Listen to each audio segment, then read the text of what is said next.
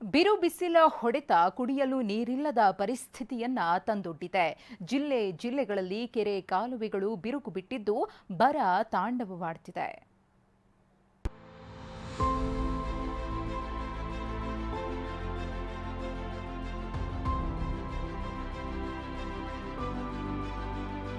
ಬರಿದಾಗಿರೋ ಕೆರೆ, ಒಂದ್ ಹನಿ ನೀರಿಲ್ಲದೆ ದೊಡ್ಡ ಕೆರೆ ಜಾಗ ಭಣಭಣ ಅಂತಿದೆ.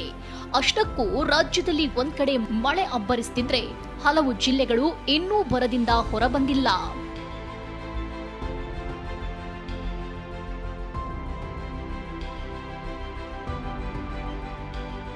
ಹಿಂದೆಂದೂ ಕಾಣದ ಬರ ರಾಜ್ಯಕ್ಕೆ ಆವರಿಸಿತ್ತು.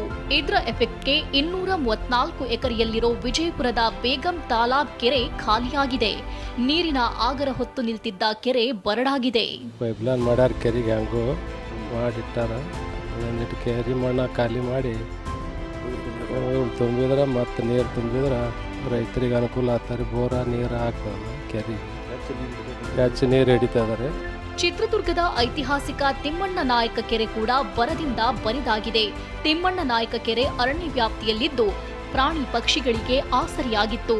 16 ವರ್ಷದ ಹಿಂದೆ ನಗರಕ್ಕೆ ನೀರು ಪೂರೈಸುತ್ತಿದ್ದ ಕೆರೆ ಒಡಲು ಈಗ ಖಾಲಿಯಾಗಿದೆ.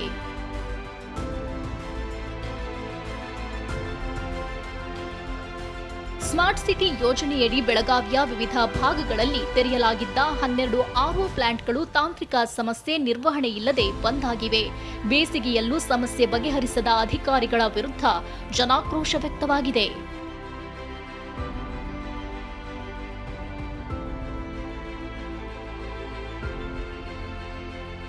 ಇತ್ತ ಗದಗ ಜಿಮ್ಸ್ ಹಾಸ್ಟೆಲ್ನಲ್ಲೂ ನೀರಿನ ಹಾಹಾಕಾರ ಶುರುವಾಗಿದ್ದು ವಿದ್ಯಾರ್ಥಿಗಳಿಗೆ 1 ವಾರ ರಜೆ ನೀಡಲಾಗಿದೆಯಂತೆ. ಜಿಮ್ಸ್ ನಿರ್ದೇಶಕರು ಮಾತ್ರ ನೀರಿನ ಸಮಸ್ಯೆ ಇಲ್ಲ, ರಜೆ ನೀಡಿಲ್ಲ ಅಂತ ಹೇಳಿಕೆ ನೀಡಿದ್ದಾರೆ. ಆದರೆ ಟಿವಿ9 ರಿಯಾಲಿಟಿ ಚೆಕ್ನಲ್ಲಿ ನಿರ್ಲಕ್ಷ್ಯ ಬಯಲಾಗಿದೆ. ನೀರಿಲ್ಲದೆ ವಿದ್ಯಾರ್ಥಿಗಳು, ವೈದ್ಯ ಸಿಬ್ಬಂದಿ ಪರದಾಡ್ತಿರೋದು ಬಯಲಾಗಿದೆ.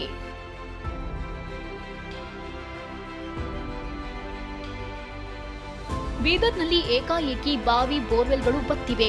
ಔರಾದ್ನಲ್ಲಿ ಸಾಲ ಮಾಡಿ ಬೆಳೆದಿದ್ದ ಕಬ್ಬು ಕೈ ಸೇರೋ ಮುನ್ನವೇ ಸುಟ್ಟು ಹೋಗ್ತಿದೆ. ಪೂರಾ ಒಣಗೋಗಿದೆ ಸರ್ ಕಬ್ಬು. ಇದು ಒಂದು 7-7.5 ಎಕರೆ ಪೂರ ಒಣಗೋಗಿದೆ ಸರ್.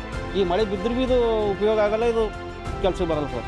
ರಾಜ್ಯದಲ್ಲಿ ಒಂದ್ ಕಡೆ ಮಳೆ ದರ್ಶನ ಆಗ್ತಿದ್ರೆ ಅದೆಷ್ಟೋ ಜಿಲ್ಲೆಗಳಲ್ಲಿ ಇನ್ನೂ ಕುಡಿಯೋ ನೀರಿಗೆ ಪರದಾಟ ಕಾಣ್ತಿದೆ. Bureau report, ಟಿವಿ9.